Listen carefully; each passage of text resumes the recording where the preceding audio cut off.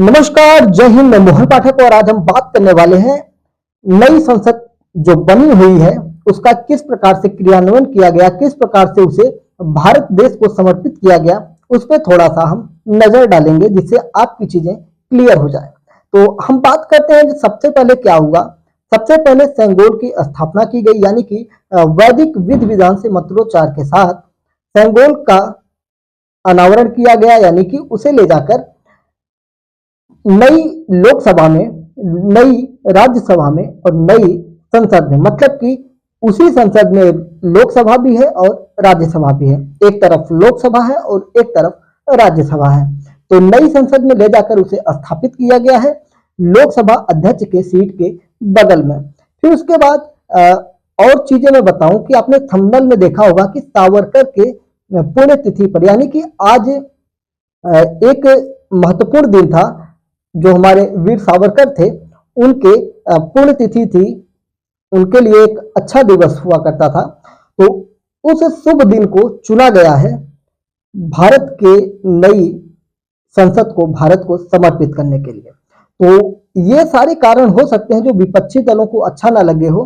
साथ ही साथ वैदिक मंत्रोच्चार का भी उच्चारण होने से विपक्षी दल परहेज कर रहे होंगे। उसका कारण एक ही है कि जो एक समुदाय विशेष है उसको खुश करने के लिए, उसके वोट बैंक की राजनीति के लिए ये सारी चीजें की जाती है जो सबको सर्वविदित है, उसमें कोई ज्यादा लॉन्ग लपेट नहीं होना चाहिए। तो ये सारी चीजें हो ही रही थी। साथ ही साथ फिर उसके बाद उपराष्ट्रपति और राष्ट्रपति के द्वारा भेजे गए, यानी कि जगदीप धनखड़ और द्रौपदी मुर्मू जी जो हमारे देश के राष्ट्रपति और उपराष्ट्रपति हैं, इन दोनों लोगों के अभिभाषण को राज्यसभा के उपसभापति के द्वारा पढ़ा जाता है। फिर उसके बाद लोकसभा अध्यक्ष का संभाषण होता है।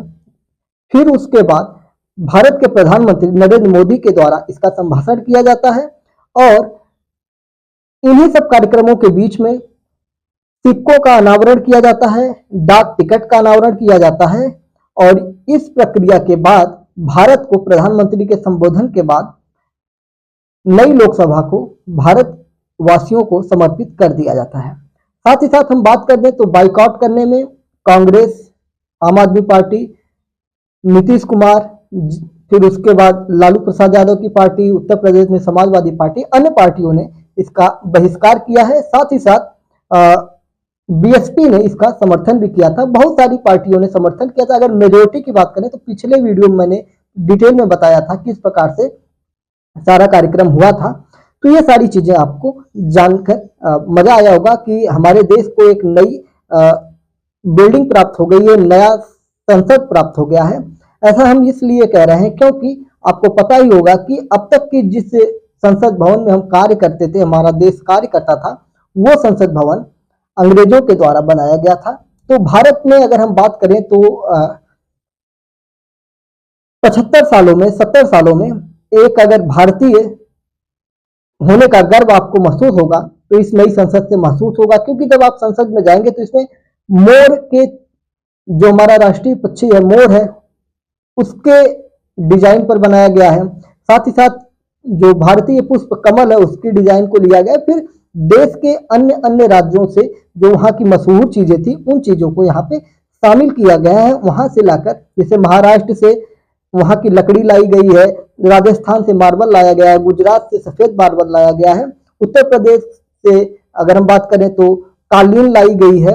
इसी प्रकार से अन्य राज्यों से चीजें लाकर यहाँ पे स्थापित की गई हैं और एक म्यूजियम भी वहां पे बनाया गया है, जो म्यूजियम हमारे देश के चारों तरफ से उसको जोड़ने का काम करता है। साथ ही साथ बहुत सारी चीजें वहां पे हैं जो अभी चीजें निकल के नहीं आई है, धीरे धीरे चीजें निकल के आएंगी तो हम आपको अवगत करवाते रहेंगे। तो हमें तो बड़ा आनंद आया सुबह से ही इन सारी चीजों को देखकर। साथ ही साथ थोड़ी सी अगर आप बात करेंगे तो विरोध जहां तक है तो राजनीतिक दल है वो अपना विरोध करते रहते हैं, लेकिन देश के लिए एक गौरव का पल था। तो आज 28 मई 2023 इतिहास के पन्नों में दर्ज हो जाएगा। इस डेट को आप अपने मस्तिष्क में याद कर लीजिए क्योंकि ये आपके लिए बहुत ही महत्वपूर्ण होगा कि देश को नई संसद कब प्राप्त हुई थी। तो देश की नई संसद 28 मई 2023 को प्राप्त हुई थी। जय हिंद, नमस्कार। चैनल पर नए तो चैनल को सब्सक्राइब करना ना भूलिएगा। जय हिंद, नमस्कार, भारत माता की जय। आपका दिन मंगलमय हो।